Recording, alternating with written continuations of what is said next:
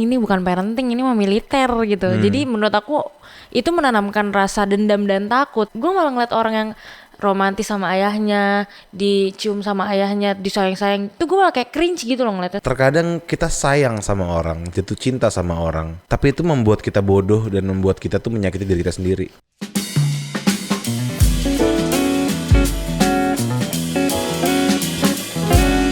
Selamat datang kembali di Studio Kecil Podcast sekecil isinya gede. Dan kembali lagi sama aku Diko sebagai host kalian. Dan aku kedatangan, gak kedatangan juga sih, ini merupakan karyawati di Studio Kecil TV yang membantu tim produksi Studio Kecil TV juga. Dia ini produser dari Studio Kecil TV. Ada Najwa alias Wawa, tepuk tangan dong. Hai. Wawa nih, dia selain dia produser di Studio Kecil TV, dia juga orang yang ternyata banyak banget wawasannya. Dengan namanya Wawa San kan 3 berarti. Benar. Berarti Wawa 3. Kamu anak ketiga kan? Masuk akal. Iya. Masuk akal. Wawa San, Wawa anak ketiga, gitu. Cuman balik ke tadi topik yang kita lagi bicarakan. Tapi you're still comfortable with this conversation? Yes. Iya kan? Kalau It's fine. di tengah-tengah ada yang mengganggu, tinggal kabarin aja.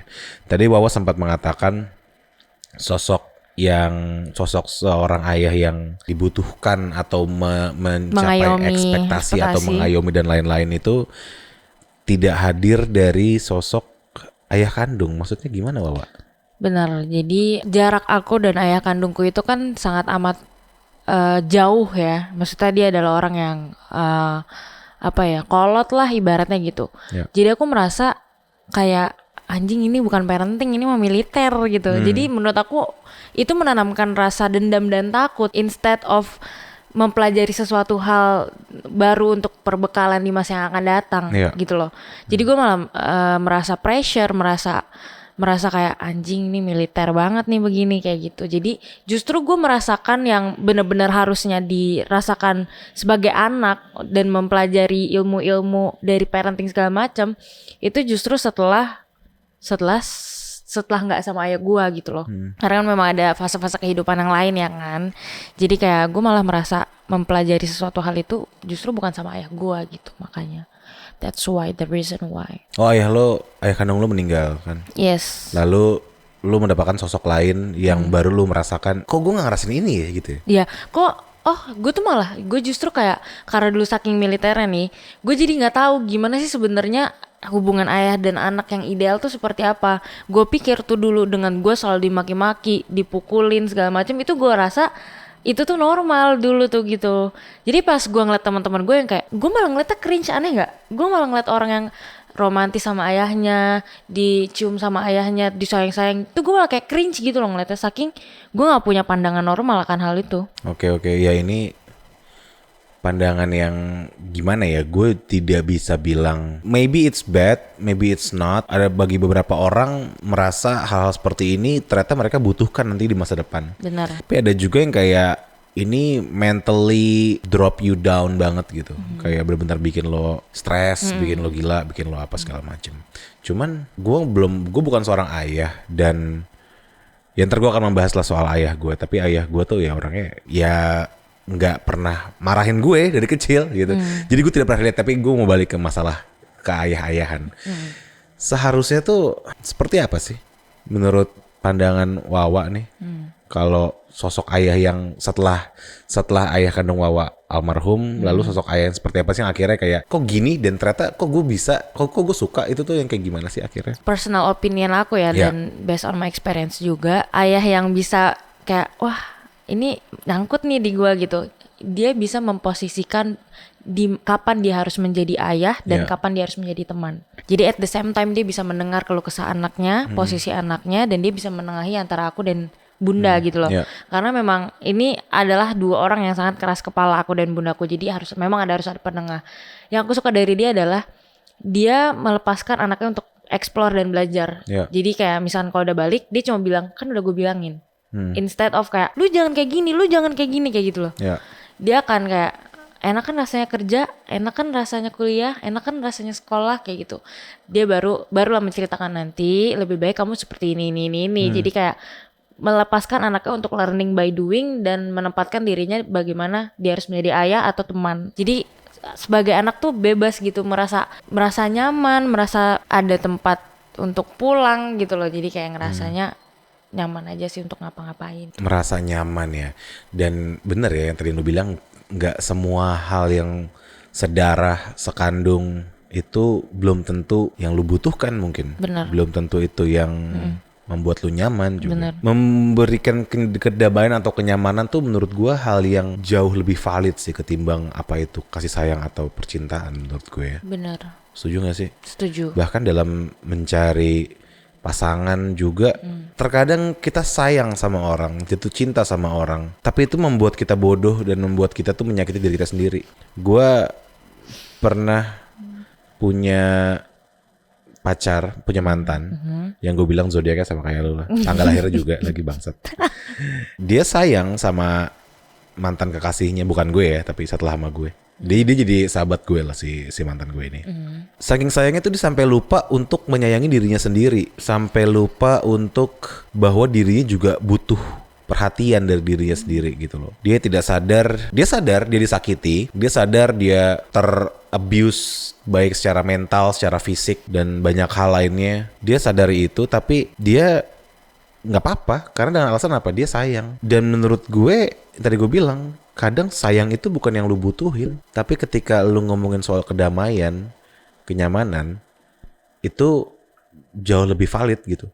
Kayak ibaratnya gue nggak perlu cinta sama lu, gue nggak perlu sayang sama lu, tapi kalau gue damai sama lu, gue percaya gue bisa bertahan hidup ratusan tahun sama lu ke depannya. Karena gue damai dan nyaman sama lu. Tapi kalau gue sayang, mau lu pukul gue, mau lu sakitin gue bertahan cuma karena gue sayang, tapi gue lupa itu tidak baik buat gue. Anjing, jadi ini tuntutan buat gue dong, gila ya. Sangat amat deep. Lalu Wawa dalam mencari sosok pendamping kekasih juga gitu juga dong berarti. Kayak gitu juga gimana nih? Lo harus nyari yang ya menjadi sosok father figure buat lo gitu. Deep down itu ternyata mempengaruhi gue secara tidak sadar. Jadi gue akan selalu mencari cowok yang ibaratnya matang atau lebih tua daripada gue, yang lebih cukup secara ilmu dan pengalaman daripada gue. Itu tanpa gue sadari. Jadi kayak tiba-tiba aja kayak selalu, misalkan ada cowok yang ngedeketin seumuran sama gue atau lebih muda dari gue akan kayak gue gak mau gitu, kayak Rafli enggak, emoh guys. Kau kem Lebih gak mau lagi. Dih, kan lebih tua. Lebih baik kita jomblo saja. Anjay. Jangan gitu dong, lu menyakiti hati Kak Okem. Nah sekarang gimana pandangan lu terhadap Kak Okem? Najis banget nih. Najis banget. Enggak, tapi kan Kak Okem nih ya, untuk konteks dikit ya, dia kan lebih tua, lebih matang. Apakah atau berarti ada pilihan lain dong? Apa karena dia jelek? Karena dia jelek apa ganteng? Karena tingginya dia sama gue. Gue tuh lebih suka cowok kan, yang lebih tinggi. Cewek nih, mau dia tadi bilang matang, father figure, pengalaman. Okem nih, buset. Oke, berarti Okem pendek kan? Iya. Julio tinggi. Emoh. Kenapa? Karena bukan tipe gue. Loh, Julio juga matang, pengalaman. Kan bukan tipe gue. Oh, berarti balik ke tipe dong. Berarti Iya. kalau orang gak berpengalaman tapi tipe lo boleh dong. Ini tuh dengan kita ngeliat cowok tuh dari looks-nya dulu tuh nggak bullshit tau, nggak bullshit emang Ya iya. benar, gue juga soalnya. Nah kalau ini, iya. Kalau tuh cakep dia. Dia tapi kayak tidak untuk dipacari aja. Untuk dia apa? Semata. Tolonglah, ini kan kesayangan gue. Dijadikan teman dong, dia teman dan tim gitu. Iya. Ya nggak sih? Seru juga ya kalau studio kecil bikin kayak rating yang kita suka lakuin aja tapi dijadiin di game gitu. Wah, soon lihat guys, ntar kita banyak bakal game-game gitu. Nah, lalu akhirnya lu bisa mendarat di kekasih lu ini. Kenapa? Apakah yang tadi lu bilang itu dia tipe lo, father figure juga, lebih matang juga? Ini kalau dia lihat ini dia pasti besar kepalanya. Karena dia sombong sekali kalau misalkan gue bahas dia. Tapi ya back to topic. Karena dia lebih tua dari gue satu. Terus sebenarnya tuh nggak ada tujuan untuk ayo kita pacaran gitu, enggak aja kayak let it flow aja. Ya balik lagi karena gue nyaman dan dia nyaman. ya udah akhirnya kita jalan sampai sekarang gitu loh. Kayak ya itu karena bisa adaptasi satu sama lain, nyaman, udah tahu, jadi kayak ya udahlah let it flow aja, take it easy. Ya. Terus did you consider yourself as an independent woman atau enggak sih? Enggak sih, maksudnya biasa aja lah kayaknya. Tapi apa sih itu independent woman tuh kayak gimana sih?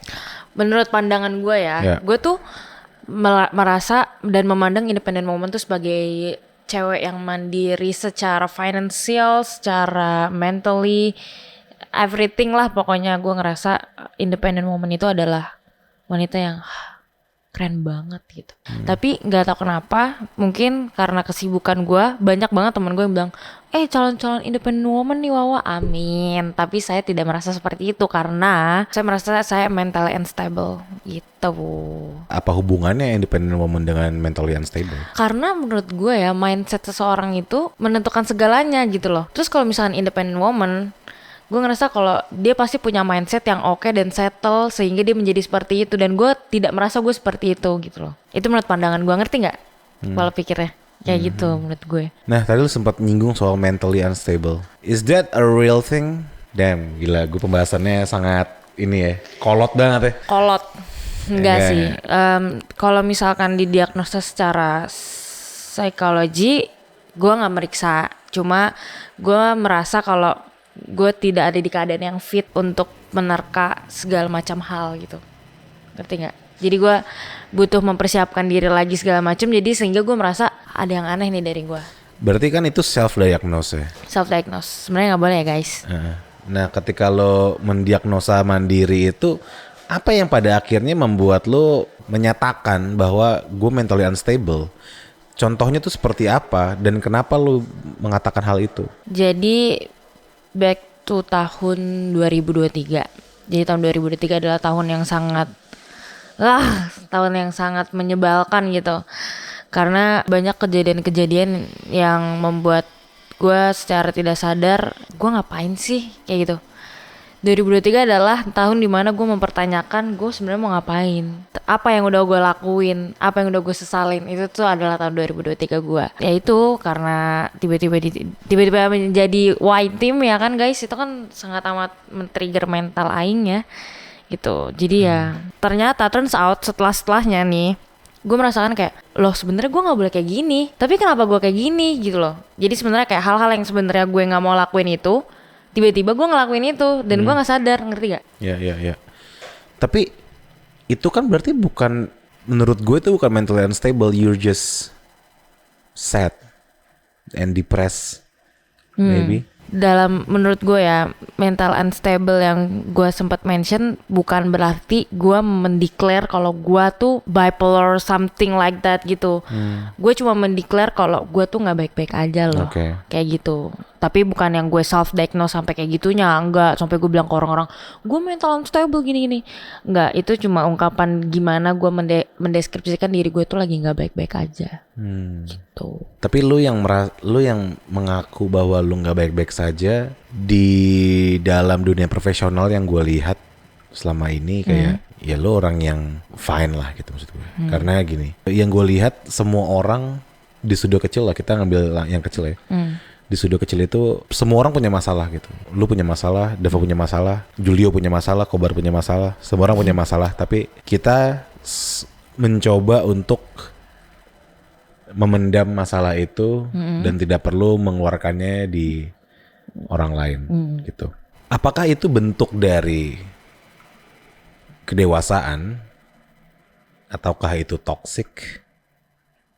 Ataukah itu sebenarnya hanya memanipulasi diri lu sendiri aja gitu?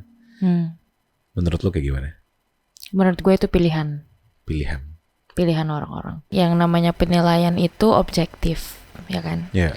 Ada orang yang bilang lu tuh toksik, lu jadi nggak mengekspresikan gimana yang lu rasain. Yeah. Tapi ada yang bilang orang lain nggak perlu tahu karena lu yang paling tahu ya diri lu sendiri, kayak gitu. Karena objektif, makanya gue bilang pilihan. Tapi gue sendiri adalah memilih untuk menyembunyikan itu dari orang lain. Karena gue akan share itu biasanya sama pacar gue atau gue sendiri aja, keep it for myself kayak gitu. Karena Gue cuma pengen menyebarkan kebahagiaan ke orang-orang, pengen buat orang-orang happy aja. Masalah gue kayak gimana itu belakangan aja gitu. Tapi gue nggak bisa loh memberikan informasi kayak gitu ke pacar gue sendiri. Kayak menurut gue. Maksudnya kayak tiba-tiba curhat gitu loh, kenapa kayak gitu? Iya, gue curhat masalah-masalah yang biasa aja gitu. Tapi kalau masalah yang berat-berat banget, gue tidak ngerasa itu perlu sharing. Itu perlu di-share. Gue akan jauh lebih lega untuk nge-share itu ke orang asing. Gue suka ke bar, ketemu orang, terus udah ngobrol panjang, cerita, besok gue gak ketemu dia lagi. Itu gue senang banget ya gitu rasanya. Karena menurut gue ya, ketika lu cerita ke sahabat atau pacar, lu mempercayai mereka berlebihan sih. Yang ada kekecewaan lu akan berlebihan banget nantinya. Kayak gitu. Beda ketika gue sama orang asing, gue gak percaya dia. Dan gue gak peduli dia besok di mana gitu. Dan somehow it feels more relief untuk cerita ke orang asing menurut gue. Ya itu menurut gue sih pandangan gue. That's why gue kalau pacar gue tuh yang seneng-seneng aja. Gue kalau sama sahabat gue, teman-teman gue, lo semua, gue tuh pengennya yang happy-happy gitu. Karena ya gue nggak pengen dilihat sedih. Karena gue paham ketika gue jadi orang biasa nih kayak gue sekarang ngelihat teman gue sedih, itu bad vibe mampus. Itu kayak ya bukannya berarti gue nggak pengen hadir di kesedihan lu, bukan, cuman entah kenapa gue kepikiran tuh berlebihan gitu. Overthinking. Gue overthinking berlebihan ketika teman gue sedih, teman gue galau, pas segala macem gitu. Makanya ada baiknya hubungan yang toksik sesama teman itu kadang diperlukan gitu. Menurut gue, menurut gue pribadi gitu. Kayak ya lo sedih sendiri deh, nggak apa-apa. Gue sedih sendiri juga gitu. Cuma kalau gue nggak kuat, gue bakal ngajakin lo minum-minum, ngajakin lo nangis-nangisan, karaokean segala macam, and abis itu gue selesai gitu. Dibandingkan kayak gue membawa vibe yang buruk terus ke teman-teman gue gitu, gue ngerasa nggak oke lah menurut gue gitu. Pacar gue juga. Menurut gue itu balik lagi ke masing-masing orang sih, karena gue pernah bertemu orang yang sama kayak lo gitu, yang ngerasa kalau hal-hal seperti ini tuh nggak perlu di-share ke orang terdekat. Gue lebih suka memendam atau kayak ngeluarin ini sama orang yang gak dikenal gitu loh. Tapi kalau gue sendiri, gue tuh selalu nyaman terhadap safe zone gue, dan itu adalah orang-orang yang gue pilih. Nah, gue nggak mungkin, gue tuh selalu memilah dengan siapa gue harus ngomong. Misalkan masalah keluarga atau masalah bahkan sama pacar gue sendiri, gue harus ngomong ke siapa kayak gitu. Tapi gue tipe yang kayak udah deh ngomong dulu, yang penting gue lega gitu. Bodo amat deh gue mau ngomong sama siapa, meskipun cuma ngomong di Twitter dan Twitter gue kagak ada followersnya, cuma kayak ya udah yang penting gue stress relief aja dulu gitu. Biasanya apalagi gue orangnya bucin kan. Gue tuh kayak selalu apa-apa sama cowok gue, apa-apa sama cowok gue kayak gitu. Jadi ya pasti dia tahu. Biasa dia merasa kayak kamu hari ini lagi bete ya, kamu kenapa kayak gitu, atau tiba-tiba aku aja yang cerita kayak aku pengen cerita deh gini-gini. Jadi ya itulah feedback seperti itu yang membuat dia pasti tahu sebagian cerita gue, tapi ya mungkin nggak semua. Nice insight, very good. Kalau Wawa bisa balik ke masa lalu, pertanyaan pertama paling simpel adalah mau apa enggak? Kalau mau, jawab ke tahun berapa. Kalau udah jawab tahun berapa, mau ngapain? Terakhir pertanyaannya adalah apakah lo akan menikmati itu atau lo akan merubah sesuatu? Jawaban gue enggak. Nggak mau. Alasannya? Karena gue cukup mensyukuri apa yang udah terjadi, dan gue merasa kayak itu bukan sesuatu hal yang harus gue obrak-abrik lagi. Kalau misalkan memang itu momennya happy, ya alhamdulillah. Kalau misalkan momennya sad, ya udah jalanin aja, jadiin pelajaran, mau gimana lagi.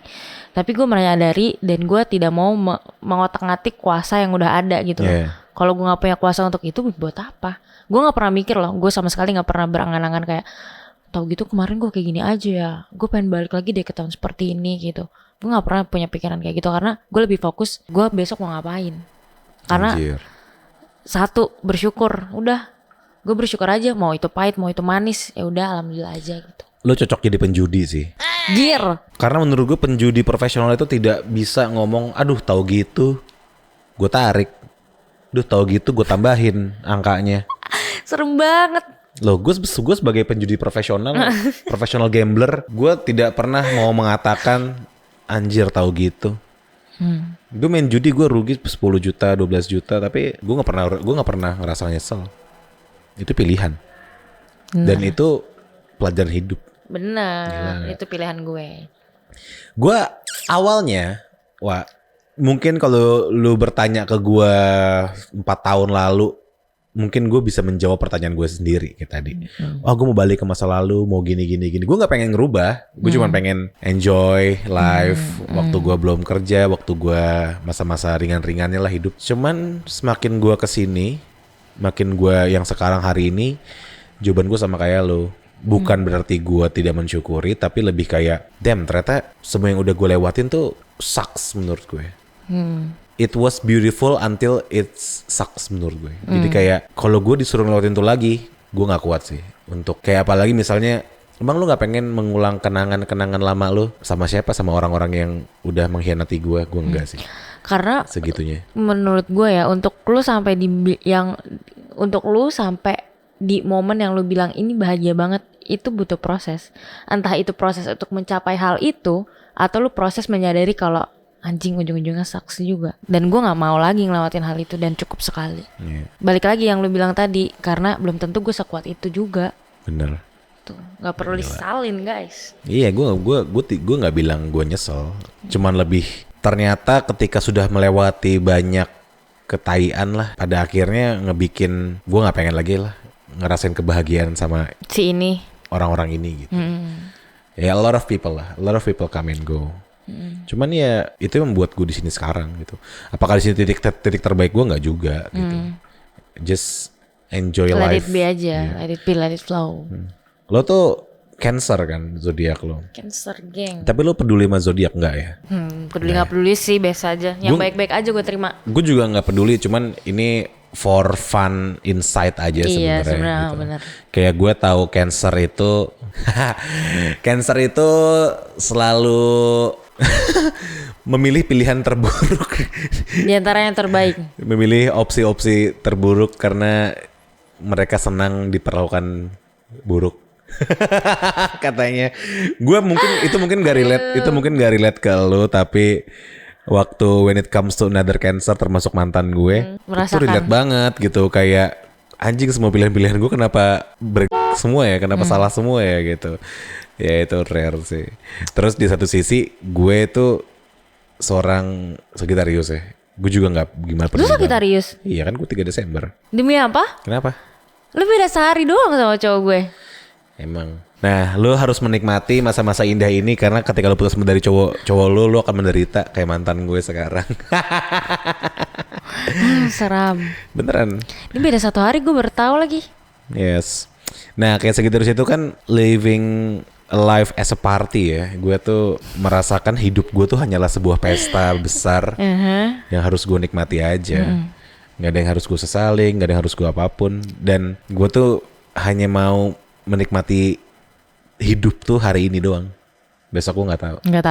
Besok gue nggak tahu. Kemarin gue udah lupa. Coba bilang gue nggak toksik. Gue dulu pernah toksik seperti yang lo bilang itu. Gue akan mencari pilihan yang bikin gue happy saat ini aja. Besok gue walau bodo amat. Gitu. Enggak. Toksik yang gue maksud di Cancer itu adalah semakin seseorang itu buruk, semakin seseorang itu jahat, tuh lu semakin seneng. Lu pernah di tahap itu? Pernah. Oke. Gue pernah ada di tahap itu dan gue merasa ternyata ada capeknya juga nih, kayak ngerasa bego banget sih gue gitu. Akhirnya daripada menyesali dan tanpa was-was, akhirnya gue putusin karena memang orang itu toksik juga. Terus. Nah tapi kan lu nggak sadar dia toksik dong? Apa? In the first time lu nggak sadar dia toksik? Kan? Enggak. Dan gue menyadari kayak hal begini nih, hal ini tuh membuat gue kayak oke, kita coba gitu. Tapi at the end gue udah tahu sebenarnya itu bakal jadi toxic juga, ngerti nggak maksud gue? Kayak gitu. Dan gue tuh tanpa ragu untuk membilang iya dan mau mencoba dulu. Tapi sekarang lebih kayak, kayaknya semakin kesini pengennya damai-damai aja deh kehidupannya. Ya iyalah. Gitu. Ya iyalah. Tapi ya pernah lah masa-masa on-nya gitu, ada aja. Apakah lo yakin dengan pasangan lo yang sekarang? Yakin lah. Saya yakin apa dari 1 sampai 100?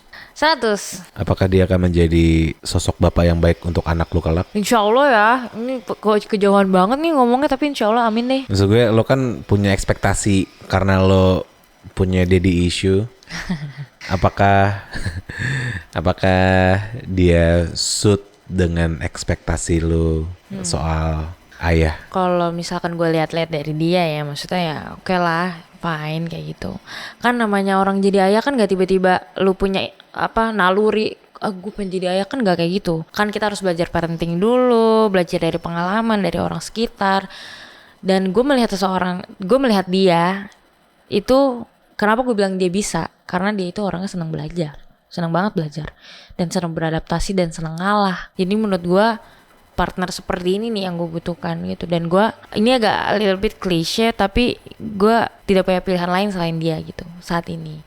Jadi kayak kalau ada masalah apapun, gue akan memilih untuk evaluasi dan segala macam daripada putus-putus gitu. Gue kayak nggak dulu gitu, karena gue merasa saat ini dialah partner yang paling sweet on me gitu. Dan kalau gue merasa dia suka belajar dan dia orangnya sabar banget guys. Saya yang suka marah-marah sama dia karena dia orangnya sabar, suka belajar. Aku rasa dia bisa sih gitu. Semoga dia pernah ini bagus sih. Gue juga ketemu cowok lo ya, dia orang yang fine lah. Cuman di luar sana tuh gue punya banyak temen gue cewek-cewek cantik banget, baik-baik banget, anak-anak orang kaya, semuanya hidupnya tuh menurut gue lu bisa jauh lebih baik. Cuman mereka tuh banyak banget yang stuck sama cowok-cowok toxic yang nothing lah. Nggak punya apa-apa sebenarnya. Beda sama gue yang bergelimang ini. Yes. Sorry pus, sapu. Nggak maksud gue.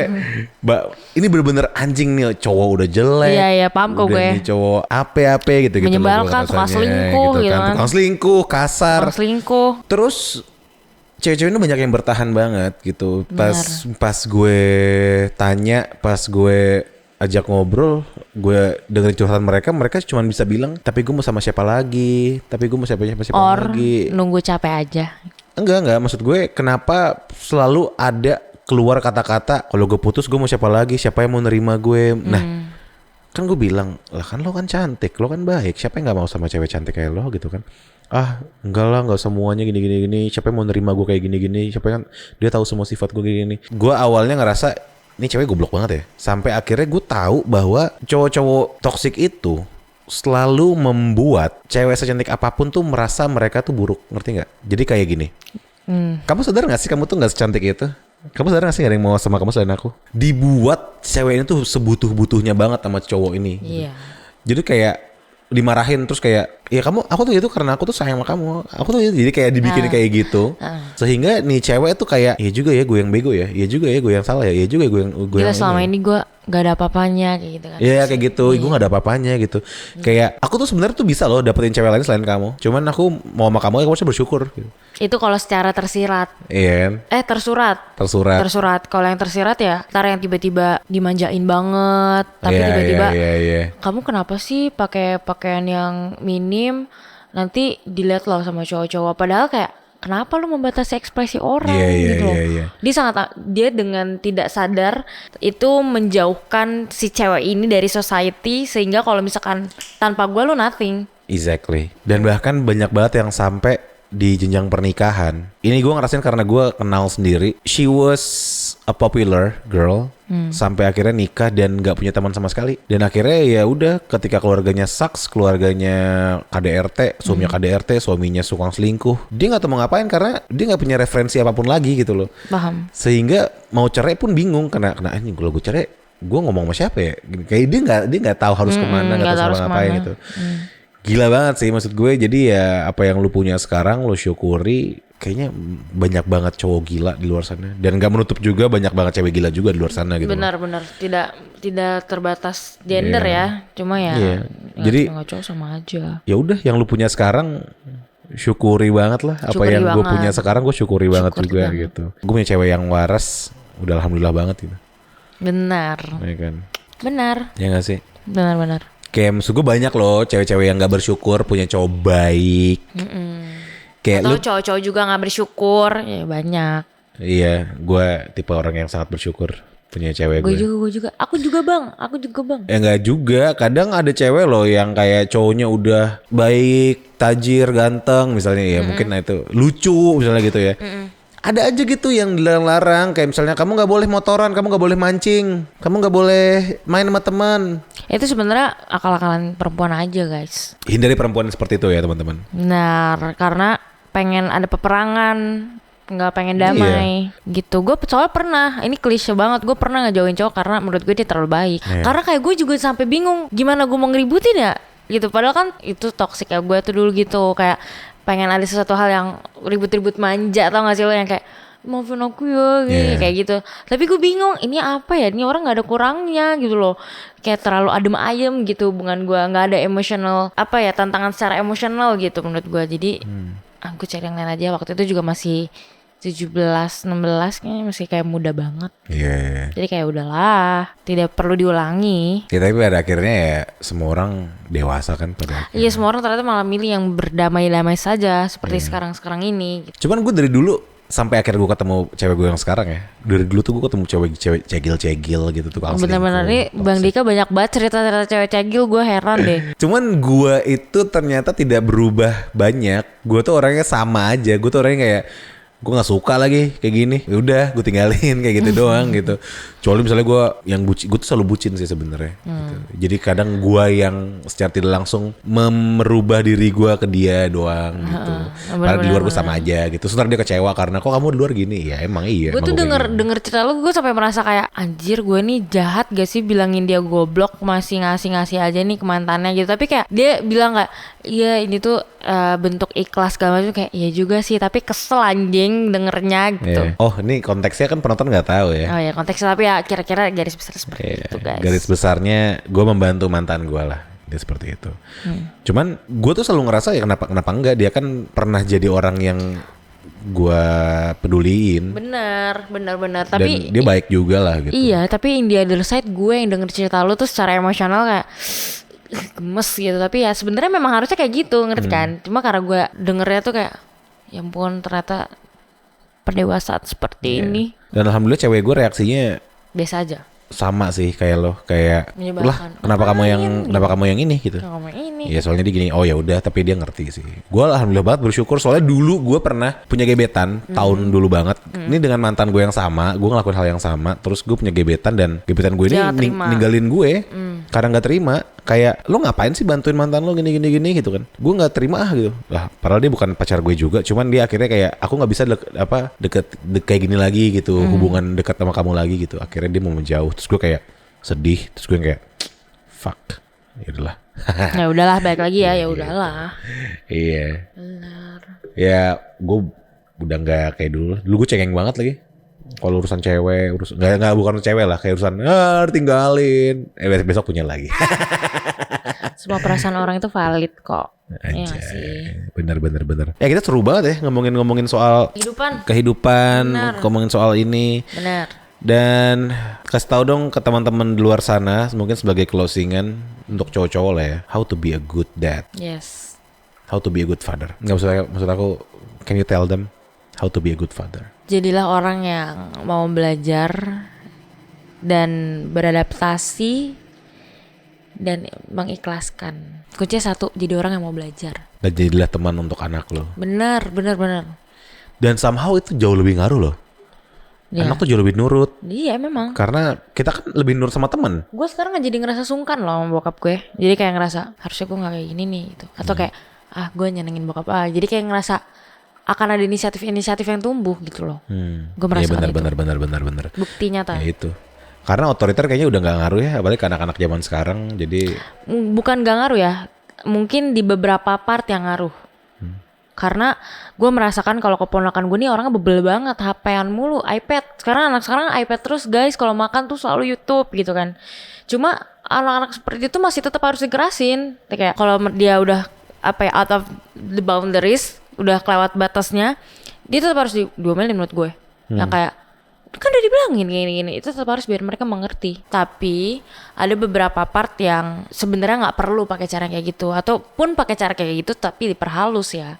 Itu balik lagi tergantung seperti apa anaknya, bagaimana mindsetnya. Kalau misalkan no offense, tapi kalau misalnya orang-orang timur, orang-orang Batak, ya kalau emang parentingnya dia merasa kalau galak-galak itu dia merasa disayang, ya bagaimana? Balik lagi menyesuaikan. Emang kenapa orang Batak harus dikerasin menurut lo? Karena kalau tiba-tiba menyinggung suku-suku ini sih. Enggak, ini sebenarnya no offense ya guys, tapi kalau misalkan gue berada di parenting orang-orang Batak, gue kayaknya nggak sanggup, ngerti gak sih? Soalnya Nyokap gue Batak, keluarga Batak kan kakek gue. maksudnya bukan sukunya, tapi kayak kerasnya gitu loh. Itu kan Maksud tuh semua orang Batak keras. mostly yang gue temuin sih keras ya guys, mostly gitu. Buat kalian orang Batak yang nggak setuju dengan pernyataan Wawa itu boleh hujat dia, dihujat di kolom komentar. Oke teman-teman, dan demikian Studio Kecil Podcast kita kali ini, di mana kita ngalur ngidul ngomongin perasaan-perasaan yang valid dan daddy issue oleh anak gue ini. Dia anak angkat gue, my step daughter. Dan terima kasih sudah menyimak Studio Kecil Podcast pada episode kali ini. Jangan lupa untuk saksikan terus Studio Kecil Podcast setiap hari Sabtu, di mana lagi kalau bukan di Studio Kecil TV. Dan jangan lupa untuk like, comment, dan subscribe Studio Kecil TV. Dan jangan lupa, gue udah ngomong itu banyak banget ya. Dan sampai jumpa lagi bersama gue Diku. Dan ada Dah. Wawa. Dan sampai jumpa lagi, bye-bye. Bye.